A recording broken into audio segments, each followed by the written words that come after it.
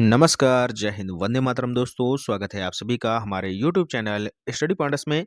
CTET exam दिसंबर 2024 के लिए एक और इम्पॉर्टेंट क्लास हम आपके लिए लेकर आ चुके हैं और ये क्लास होने वाली है महत्वपूर्ण फुल फॉर्म की। ठीक है, जो इंग्लिश और हिंदी में दोनों में यहाँ पर हम आपको बताने वाले हैं।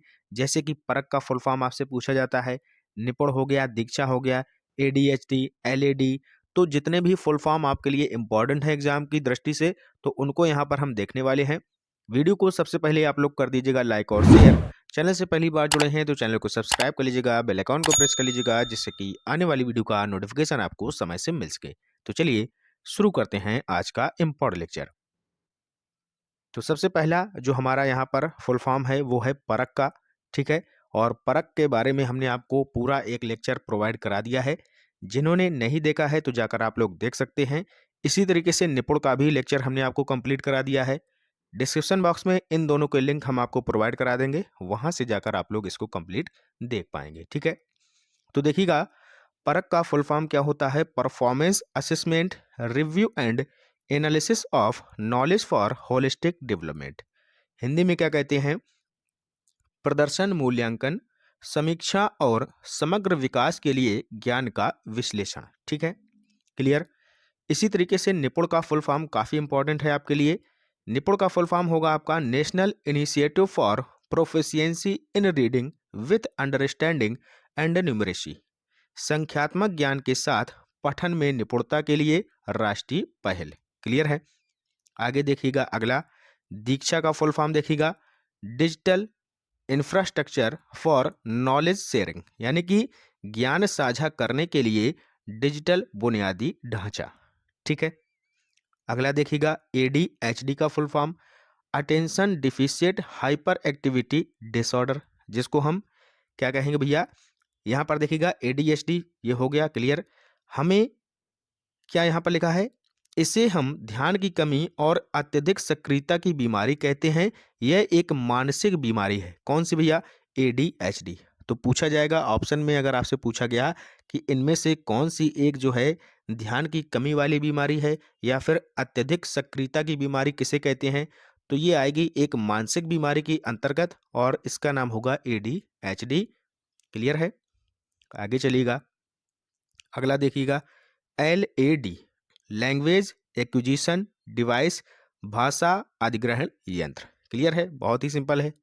अगला है आपका CCE, continuous and comprehensive evolution, जिसको हम बोलेंगे सतत एवं व्यापक मूल्यांकन। क्लियर है।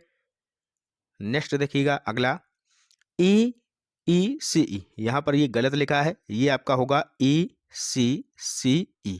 ठीक है, ये होगा early childhood care and education, पूर्व बाल्यावस्था देखभाल एवं शिक्षा, ECCE का फुल फॉर्म। ठीक है, अगला है BALA, यानी कि इसका फुल फॉर्म हो जाएगा बिल्डिंग एज लर्निंग एड्स। ठीक है, अधिगम सहायक के रूप में बिल्डिंग।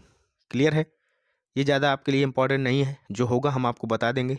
आगे देखिएगा BICS, बेसिक। ठीक है, बेसिक इंटरपर्सनल कम्युनिकेशन स्किल, आधारभूत अंतर्वैयक्तिक संप्रेषण कौशल। ठीक है, अगला है CALP। क्लियर। CALP का क्या हो जाएगा देखिएगा कॉग्निटिव एकेडमिक लैंग्वेज प्रोफिशिएंसी, संख्यानात्मक शैक्षणिक भाषा प्रवीणता। क्लियर है। आगे चलिएगा, अगला देखिएगा RTE, बहुत सिंपल है, शिक्षा का अधिकार, right to education. NEP, national education policy, बहुत इंपॉर्टेंट है, राष्ट्रीय शिक्षा नीति। ठीक है, RTE एक्ट ये भी हम आपको करा चुके हैं 2009। NEP भी हम आपको करा चुके हैं, ये भी आप लोग देख सकते हैं। आगे देखिएगा NCF 2005, ये भी हमने आपको कराया है, नेशनल करिकुलम फ्रेमवर्क, राष्ट्रीय पाठचर्या की रूपरेखा। ठीक है, डाइट का फुल फॉर्म आपके लिए इंपॉर्टेंट है, district institute of education and training, जिला शिक्षा एवं प्रशिक्षण संस्थान। ठीक है, अगला देखिएगा NCERT, national council of education research and training, जिसको हम बोलेंगे राष्ट्रीय शैक्षिक अनुसंधान और प्रशिक्षण परिषद। क्लियर है। इसी की जगह यहाँ पर क्या हो जाएगा, अब देखिएगा SCERT, ये हो जाएगा स्टेट वाला, state council of education research and training, राज्य शैक्षिक अनुसंधान और प्रशिक्षण संस्थान। अंतर केवल है स्टेट का और नेशनल का। क्लियर है। अगला देखिएगा जेडपीडी, ये भी आपसे काफ़ी बार पूछा गया है। जेडपीडी का सिद्धांत जोन ऑफ प्रॉक्सिमल डेवलपमेंट, समीपस्थ विकास का क्षेत्र। अगला है LSRW, listening, speaking, reading, writing. ठीक है, सुनना, बोलना, पढ़ना, लिखना। क्लियर है। LSRW का फुल फॉर्म पता होना चाहिए, इंपॉर्टेंट है। अगला देखिएगा SMC, ये भी आपके लिए इंपॉर्टेंट है, स्कूल मैनेजमेंट कमेटी, स्कूल प्रबंधन समिति। ठीक है। अगला है CBSE, central board of secondary education, केंद्रीय माध्यमिक शिक्षा बोर्ड। क्लियर।